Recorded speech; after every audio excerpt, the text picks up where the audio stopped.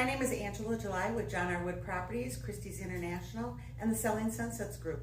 Today I'm here with Mike Schwartz from Guild Mortgage, and we're going to talk to you a little bit about VA loans.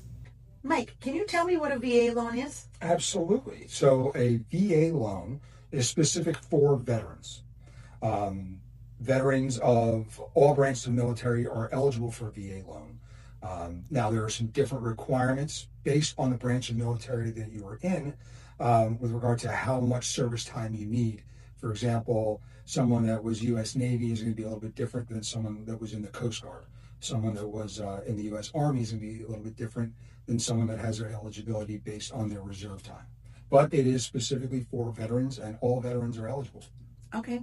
Now, sellers and buyers sometimes have misconceptions about a VA loan being real difficult or hard to work with. Can you explain a little bit about that? Sure, and we hear that a lot, and it's really a misconception. VA loans are not more difficult than any other loan.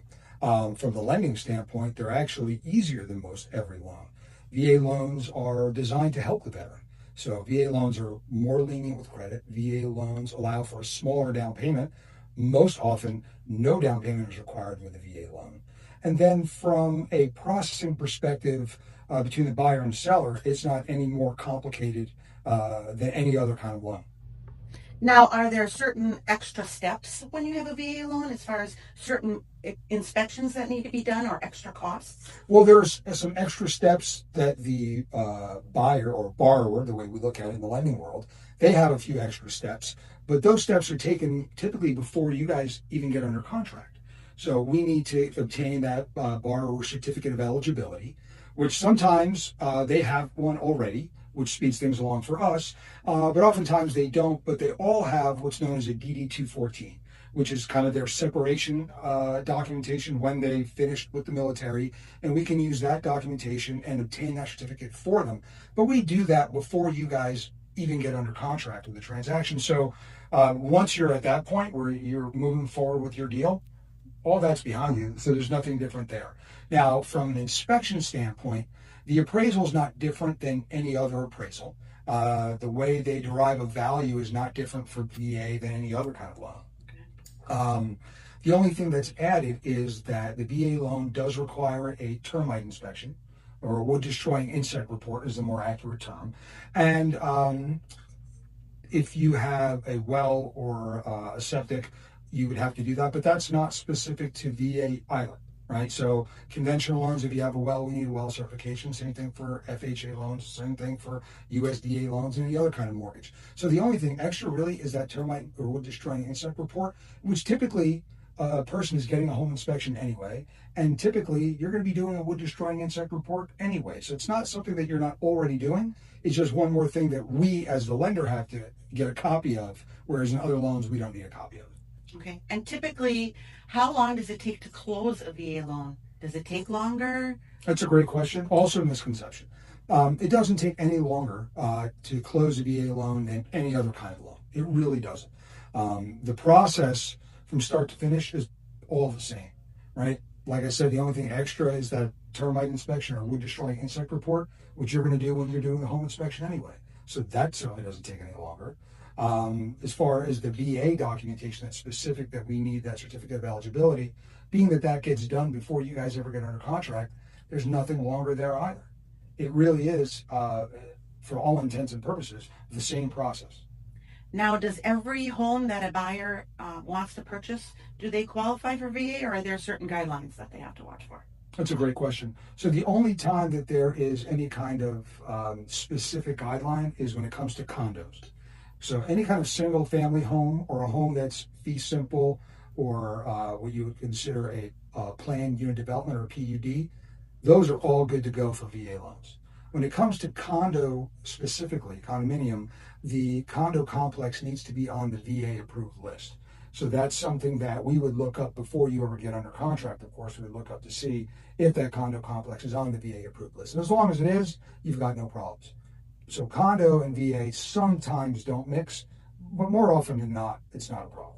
Okay, and buyer's agents can always call you and ask if that condo is on the approved list And they before they do. write an offer? And they always do. And I get that call several I times. know I a day. do. Yeah, that's right. We get that call several times a day, and it takes a couple of minutes for us to look it up. Certainly easier than for you to go searching for it.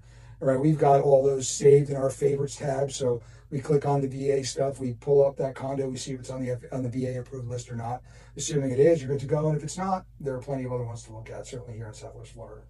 Okay, now I know this next question isn't really specific to VA, but can you give me some things to watch out for when you do actually apply for a loan and what you should not be doing between the time you apply for a loan and the time you close the loan?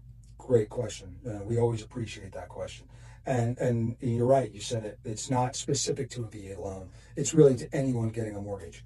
A couple things you don't want to do, very important, is do not open any new accounts. Right?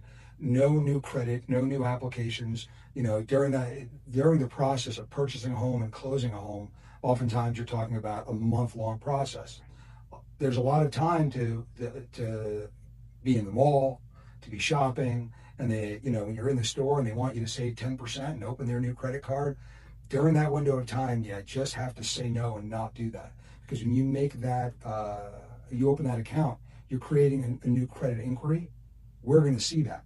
See, as a lender, regardless of the loan type, we have to kind of do what's called a soft pull of your credit, and we're going to see that. Now we're going to make you get new documentation, and it very well will likely delay your closing.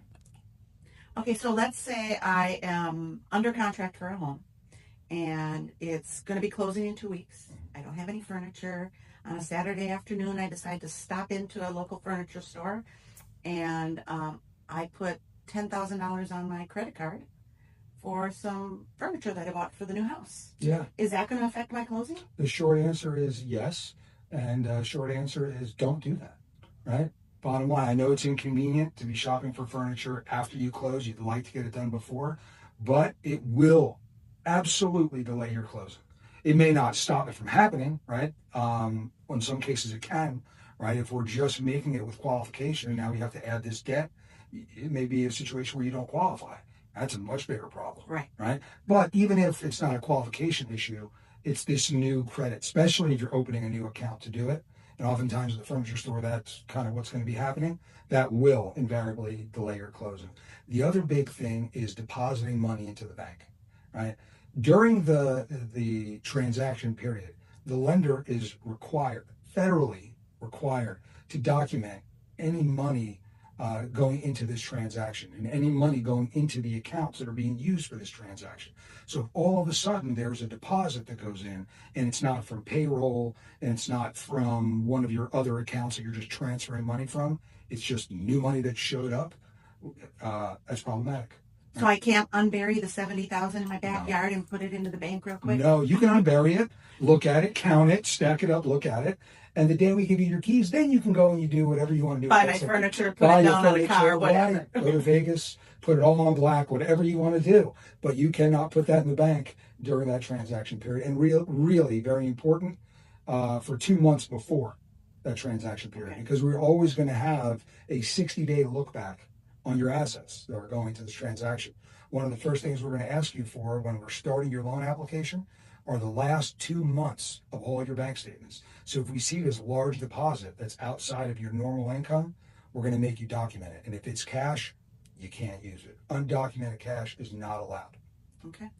All right. Well, Mike, thank you for taking time today to give us a little bit more tips and tricks for VA loans. And they are really simple to use. I use them all the time with my buyers and my sellers. So thanks a lot. Thank you for having me. Have a great week. You too. Thank you.